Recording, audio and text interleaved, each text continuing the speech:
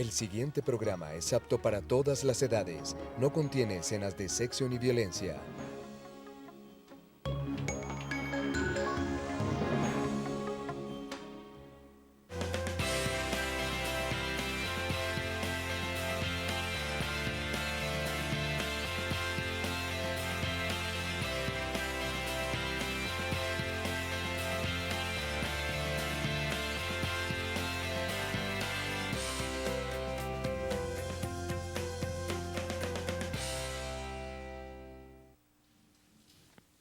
Hola, muy buenos días, bienvenidos nuevamente a este Consúltenos por su Salud. Recuerden que estamos todos los lunes y viernes de 7:30 a 7:30, no, se me olvidó, de 7:30 a 8 de la mañana aquí en el canal UNE, atendiendo todas las inquietudes que ustedes nos dejan a través de nuestro correo electrónico, programacitamedica@yahoo.es, o las inquietudes que tengan en vivo en nuestra línea 886-9111.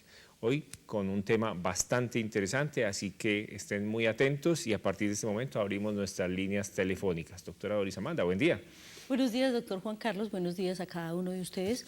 Aspiramos a que el doctor Juan Carlos consuma todos los días huevito para que tenga colina en su cerebro.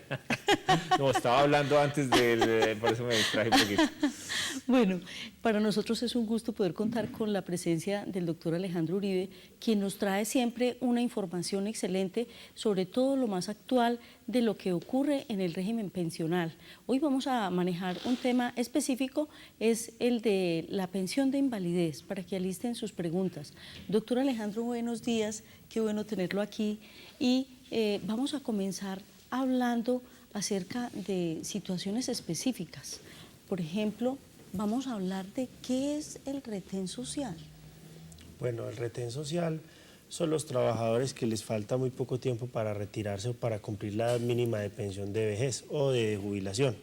Entonces son personas que están laborando en una entidad, ya sea privada o pública, y la entidad se está o liquidando o mutando su naturaleza. Porque es que en muchos casos la gente dice, no, ya me faltan 2 años para pensionarme, y se relajan en el trabajo. Entonces el empleador pues también se empieza a volver un problema para el empleador. ¿Por qué? Pues porque el trabajador no está haciendo nada. Se relajan. Entonces ese es un mal concepto. El retén social se da para cuando las empresas están en liquidación o están mutando su naturaleza, o de pronto está mutando con otra empresa, o está cambiando, o la absorbió otra empresa. Entonces es la protección de ese trabajador, que no se vaya a ver afectado por esa transición o por esa liquidación de esa empresa. Eso es inicialmente la posición del retén social. Hay casos en que pues, se ha visto tutelas, en que la Corte le ha dado una protección especial a este tipo de trabajadores y dice, no, pues que mire, si le falta muy poco y de pronto el despido fue sin justa causa, entonces reintégrelo y espere pues, a que cumpla su edad mínima. Entonces la empresa pues, se ve obligada en ese caso a reintegrar al trabajador, pero originalmente en Colombia se da muy mala concepción de que uno oye a la gente por ahí hablando, no, me faltan menos de 3 años para pensionarme, y entonces ya se relajaron, y eso es muy delicado. Yo creo que para entrar en contexto con todos los televidentes que nos están viendo, hablemos un poco de la pensión de invalidez. ¿Cuándo la gente puede aspirar a una pensión de invalidez? Para que cojamos estos otros temitas que son consecuentes de esto. Bueno, la pensión de invalidez es un tema muy importante y todavía tiene una connotación muy ambigua. ¿Por qué? Porque los requisitos son muy sencillos y también está contemplada bajo temas un toque parecidos a la transición pensional. Por ejemplo, es muy diferente una pensión de invalidez con el acuerdo 049 del 90 o el decreto 758 del mismo año a una pensión de la ley 100 del 93 o una pensión de la ley 860 del 2003. Todas tienen requisitos diferentes. Entonces, ¿qué debe mirar uno inicialmente, doctor Juan Carlos? La fecha de estructuración de la invalidez, revisar el dictamen de pérdida de capacidad laboral, establece todas las enfermedades del trabajador o de la persona. Y en la parte trasera o en la segunda abajo muchas veces se encuentra, dice fecha de estructuración de la invalidez y el porcentaje de pérdida de capacidad laboral. Si ese porcentaje es superior al 50%, tenemos una persona que ya puede reclamar su pensión de invalidez. Si es inferior, no, el empleador, ¿qué debe hacer? O si es trabajador, ¿qué debe hacer? Buscarle un cargo que la persona pueda ocupar, en caso tal de que de pronto su disminución no le permita seguir elaborando su misma carga o su mismo trabajo, ¿cierto? Sus mismas funciones. entonces le deben buscar como otro cargo a la persona para que pueda ejercer su trabajo.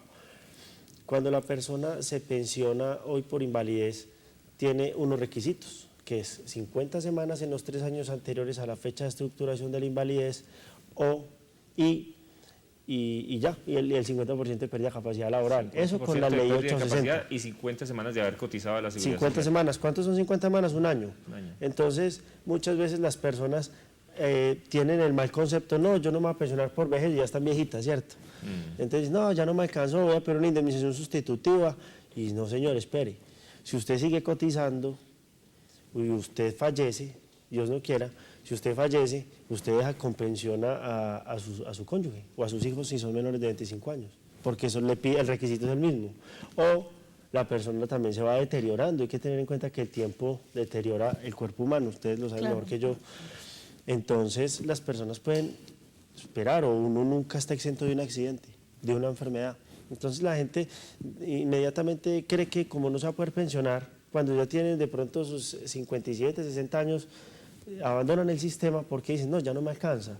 Pero lo que no saben es que uno tiene que cubrir esas demás contingencias, porque el sistema de seguridad social es integral, es cierto. Entonces estamos con vejez, invalidez, muerte y subsidio familiar.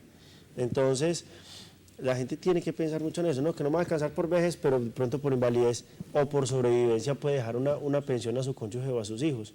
Y es un requisito, un año de cotización. Usted hoy nunca ha cotizado, nunca. Y tiene menos de 55 años, nunca ha cotizado, se afilia, cotiza un año y sigue cotizando. Y si Dios no quiera fallece o queda incapacitado. Yo le pongo exactamente ¿Qué una pensiona? incapacidad, Sí. está cotizando, pero le pongo un caso. Por decir algo, tengo 55 años, lo coge una artrosis bien severa o de caderas o de rodillas o algo así.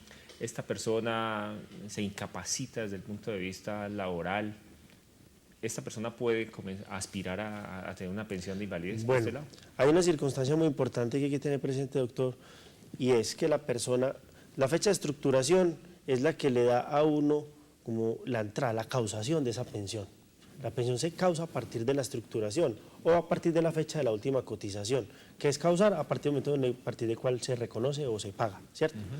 Entonces, si la artrosis es posterior a la fecha de estructuración de la invalidez, la artrosis no puede ser la causa de reconocimiento de esa prestación. ¿Por qué? Porque es un riesgo no asegurable. Si la artrosis es anterior y es la causa originaria de la pérdida de capacidad laboral, sí se debe reconocer la pensión. ¿Por qué digo un riesgo no asegurable? Hay gente que nace con el 50% de discapacidad laboral, nacen con ella. Entonces, luego piden pensión de invalidez o piden que un familiar pues acogerse a sus beneficios, pero no podemos entrar y debatir que es un riesgo no asegurable. El sistema inicialmente no debió recibir a esa persona como afiliado cotizante o aportante al sistema. Pero entonces... Él puede ser beneficiario de otra persona. ¿Por qué? Porque si es una persona con el 50% de pérdida de capacidad laboral, se da muy en el entendido, pues se da por el entendido de que depende de pronto de otras personas para su subsistencia. Entonces, ¿en qué caso las preexistencias son válidas para que una persona pueda entrar al régimen de...? No, inicialmente que la persona no tenga una pérdida de capacidad laboral o no se le estructure la invalidez anterior de pronto a la enfermedad, anterior a la afiliación al sistema, me disculpo, anterior a la afiliación del sistema. Si a mí me estructuran en 1980 y yo me invalidé, yo perdí, disculpe, tengo una pérdida de capacidad laboral en el 90, entonces listo, yo estaba afiliado desde el 85 o desde el 80. Y en el 90 tengo una pérdida de capacidad laboral, bueno, listo, ahí podemos pedir la pensión, o vámonos más adelante, ¿cierto? ¿Qué pasa? La persona tiene una fecha de estructuración de invalidez de 2010, fecha de estructuración de invalidez, pero se afilió en el 2011. Claro. Entonces el sistema dice, es un riesgo no asegurable porque usted no venía con el sistema, usted no tenía 50 semanas anteriores a la fecha de estructuración. El caso contrario, o sea, tengo yo 55 años y yo estoy cotizando hace por ahí 2 o 3 años no más, porque por cualquier circunstancia. Pero a partir de mis 55 años comienzo de pronto a desarrollar un proceso de artrosis degenerativa, de pronto acelerada, de todo eso. Yo ya llevo 3 años cotizado y por ahí en un año ya estoy completamente limitado para seguir cotizando. En ese caso, ¿podría configurarse una pensión de invalidez? Sí, claro, estando la persona obviamente afiliada al sistema, por lo menos con un año de antelación a la estructuración de la invalidez, ¿cierto? Que la artrosis sea la causal de la pérdida de capacidad laboral, ¿cierto? Entonces, si esa artrosis es posterior a la o es posterior a la... Exacto, entonces, ¿qué pasa? Lo que debe ser anterior es la afiliación, es lo más importante, que la persona venga afiliada y que tenga esas 50 semanas anteriores a la fecha de estructuración. Bueno, es otra Sí. manera de que la gente pueda aspirar a su pensión, aunque sea de invalidez, pues en este caso, pero que lo tengan muy presente, porque sí es posible pensionarse de esta manera, por eso es que es tan importante seguir cotizando. Claro, la Seguridad Social. y reiterar, doctor, que la gente realmente va mucho a la oficina y me pregunta, no, pues que yo ya no me pensiono, Entonces, ¿qué es lo que pasa? Lamentablemente se encuentran de pronto con colegas que tienen afán de lucro y dicen, no, vamos a buscar esa indemnización sustitutiva, pero se les olvida que lo que está la persona requiriéndola a uno para lo que lo requiere es como para su futuro inmediato. Entonces es una persona que no le va a alcanzar para pensionarse por vejez, pero uno le puede preguntar, venga, usted es enfermo de algo, usted sufre de algo, y se encuentra uno con unas sorpresas increíbles. No, imagínate que yo tengo 3 infartos, o ya me dio un derrame cerebral, o tengo una artrosis, o me accidenté en un automóvil y no puedo mover mis brazos bien. Entonces, ¿qué es lo que dice uno? Hombre, pues vaya a la Junta, hágase calificar a ver si tenemos un 50% y obtiene una pensión de invalidez. Lo puede salvar, le puede salvar la vida. O salvar la de su familia, la de sus hijos, la de su cónyuge. ¿Por qué? Porque si la persona fallece, con 50 semanas le deja pensión. No puede uno renunciar como a esa posibilidad de pensionarse solo por el hecho de no tener una densidad grande de semanas como lo pide hoy la ley, que es una densidad pues siempre es alta. Entonces, yo quiero que analicemos aquí un caso donde la responsabilidad es compartida, ¿sí? Por ejemplo, una persona que maneja una mula, ¿cierto? Y que está enfermo de una rodilla y que está asistiendo a su EPS y en la EPS lo incapacitan, lo envían a cirugía, nada que le programan la cirugía, y comienza a recibir incapacidades, pero sabemos que si le hicieran oportunamente el tratamiento quirúrgico de su rodilla, esta parte se podría subsanar. Entonces, aquí, ¿cómo hace la persona o cómo hace el sistema para hacerse responsable de esa persona que está incapacitada tanto tiempo, pero que a la vez si se le hubiera hecho un tratamiento oportuno a esa rodilla, podría estar en su vida laboral? ¿Esa persona aplicaría para una pensión o cómo hacemos nosotros como ciudadanos del común para hacer ejecutar que esa EPS responda y lo trate oportunamente? bueno, ahí es un tema muy interesante y puede ser pues, demasiado extenso, pero es muy importante que la persona verifique 2 circunstancias, tanto su empleador como el enfermo. Usted dice que es un trabajador, es un transportador, ¿cierto? Hay que mirar si de pronto su problema de rodilla viene derivado a causa de su trabajo o realmente es que ha desarrollado una artrosis, como dice el doctor acá. Eso puede ser de rodilla, ¿cierto? Sí. Entonces, ¿qué pasa? Si el problema que usted está diciendo de lo médico es algo que se está presentando mucho.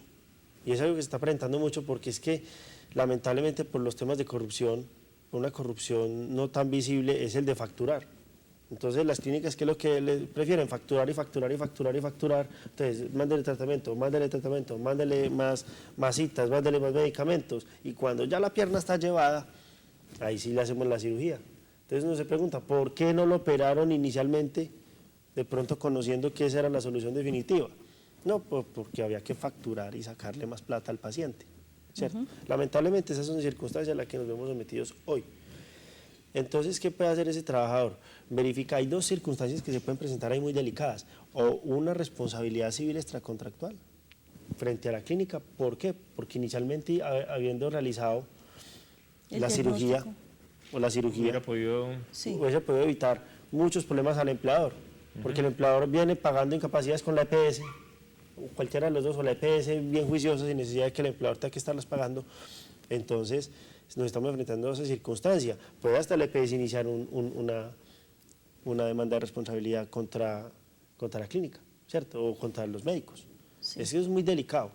Entonces, obtenemos que de pronto el trabajador venía quejándose de su problema de rodilla y mostrándole al empleador, vea, mire, yo estoy yendo a la EPS, mire que estoy llevando mi rodilla, tengo muchas incapacidades, ya se han prorrogado 180 días de incapacidad, le va a tocar iniciar un trámite de solicitud de reconocimiento de pérdida de capacidad laboral.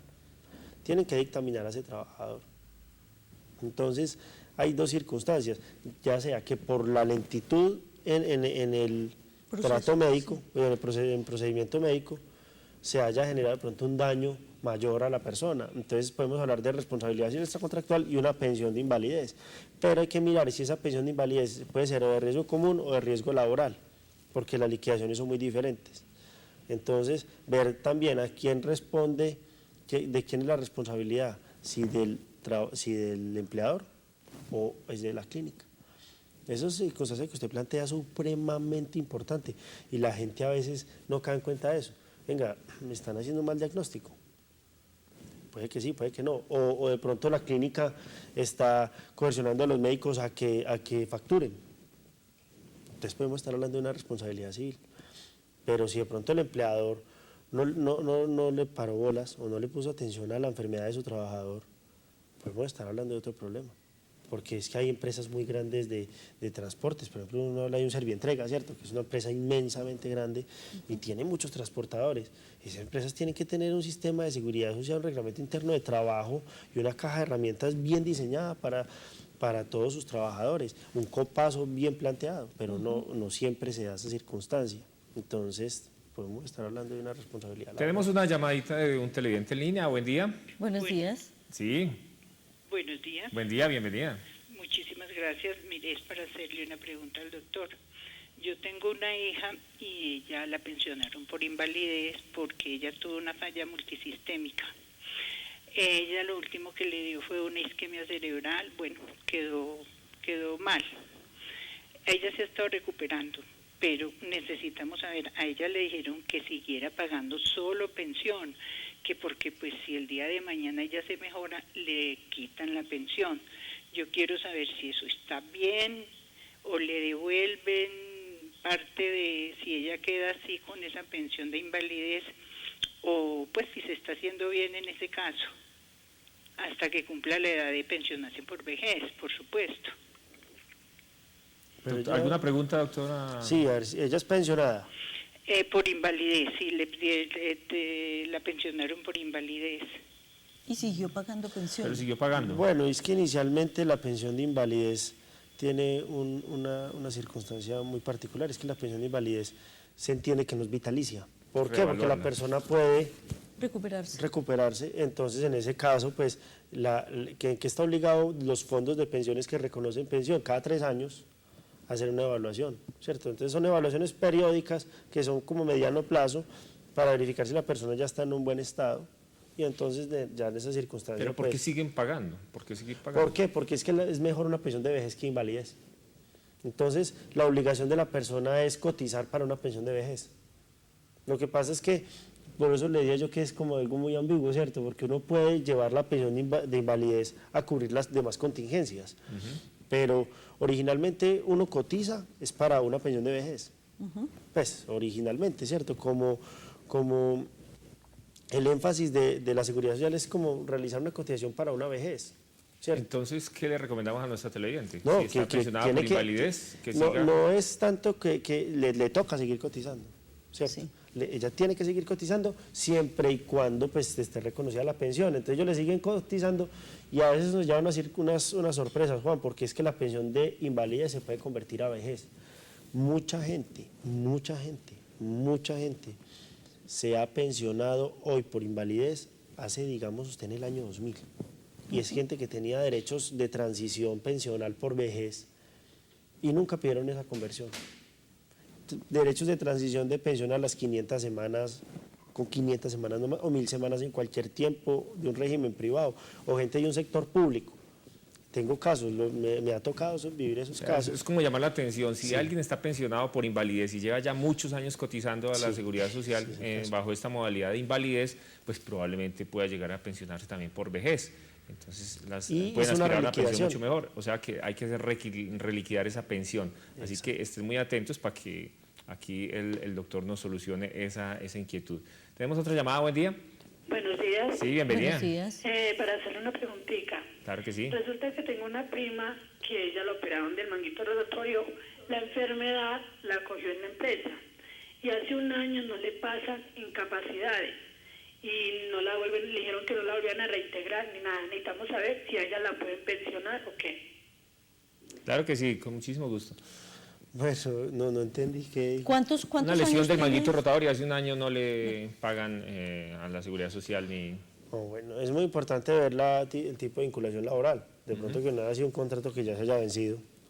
Porque las personas por invalidez, cuando son contratos término fijo, son personas en desprotección. Le faltaban 2 meses para cumplir el contrato y quedó en incapacidad. Y se le terminó el contrato. Entonces la persona siguió con su incapacidad.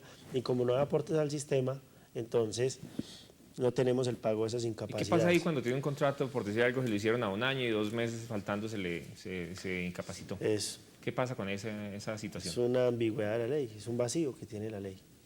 Son circunstancias muy, muy delicadas que se están presentando. Se debe dar por entendido que el empleador no debe abandonar a su trabajador, no lo debe abandonar. Se da por ese entendido. ¿Por qué? Porque ¿quién está en el estado de desprotección? El trabajador. El trabajador. Pero entonces, en este caso, ¿qué debía hacer la señora? Pues mirar el tipo de vinculación laboral, cómo ha estado. Originalmente, pues debe uno verificarlo. Debe ella un año sin pago de incapacidades, pues resulta un absurdo. ¿Cómo un empleador va a permitir que eso pase? O sea, ¿yo qué haría de ella? Lo denuncio ante el ministerio, ya. O sea, independientemente de andar pidiendo los aportes, una denuncia al ministerio haría que todo eso se resuelva. Pero eso es delicadísimo. ¿Por qué? Porque el empleador o la EPS responden por los primeros 180 días. Posterior a los 180 días, en caso de que haya un concepto de rehabilitación por parte de la EPS, pasa al fondo de pensiones. ¿Cierto? Si de pronto hay mora por el empleador en el pago de los aportes a salud, entonces en ese caso el empleador es el que debe responder por esas incapacidades. Ya no la EPS, sino el empleador. El empleador puede responder y hacer un recobro ante la EPS. Y decirle, vea, yo por la subsistencia de mi trabajador le estoy pagando cumplidito, págueme usted ahora a mí. Y eso es una figura muy bonita que se ha presentado. Entonces, me resulta muy extraño que 1 año y no le hayan pagado nada. Son 360 días, no le han pagado nada. Entonces, ¿yo qué haría? Denunciar ante el ministerio. Desprotección total. Entonces, la oficina del Ministerio de Trabajo aquí en Manizales, ¿dónde es? La oficina del Ministerio del Trabajo es en el centro, pero no sabría decirle. En el edificio Cumanday. Creería yo que es en el edificio Cumanday. Bueno, entonces en el edificio Cumanday, allí hay una persona que está en la portería y nos dice dónde es la oficina, pero es allí en el edificio Cumanday. Doctor. Les recuerdo a los televidentes que si tienen algún problema de salud pueden llamar a la línea médica. Allí tenemos excelentes profesionales que les van a prestar el servicio médico a domicilio, consulta médica domiciliaria, hospitalización domiciliaria, servicio de ambulancia. Tenemos servicio de afiliación para muchas personas que quieran disfrutar de todos estos servicios médicos domiciliarios. Pues hay un sistema con unas tarifas también muy especiales para ustedes, para que puedan disfrutar de todos ellos allá en la comodidad de su hogar. Además tenemos hogar para el cuidado del adulto mayor. Allí en el barrio Palermo, en unas hermosas instalaciones, en el teléfono 887-2800, pues allí se puede dar toda la información respectiva si ustedes quieren acceder a los servicios de la línea médica como atención médica domiciliaria o para el cuidado del adulto mayor. Entonces, 887-2800, allí le pueden dar toda la información. Doctor Juan Carlos, ya nos acabó el programa. Bueno, sí, pero quiero hacer hincapié en algo supremamente importante y precisamente a raíz de la última pregunta que hizo la señora, y es la importancia que tiene el examen preocupacional y el examen de egreso de su labor. A ese examen hay que ponerle mucha atención, porque la señora decía que la enfermedad de manguito rotador la había adquirido durante el tiempo de labor. O sea que esas cosas hay que tenerlas muy, muy bien, y cuando vamos a hacer un examen preocupacional debemos ir donde un médico que sea de verdad un médico de salud ocupacional y un médico que sea muy honesto. Les recuerdo que soy Doris Amanda Henao Serna, su médica cirujana colposcopista, y que mi celular es 310-3900-856. Para mí es un gusto grandísimo poder estar con ustedes, gracias al doctor Alejandro, y recordemos que el buen genio y una buena hidratación y el consumo de Naox regularmente nos van a tener una muy buena salud. Una feliz semana.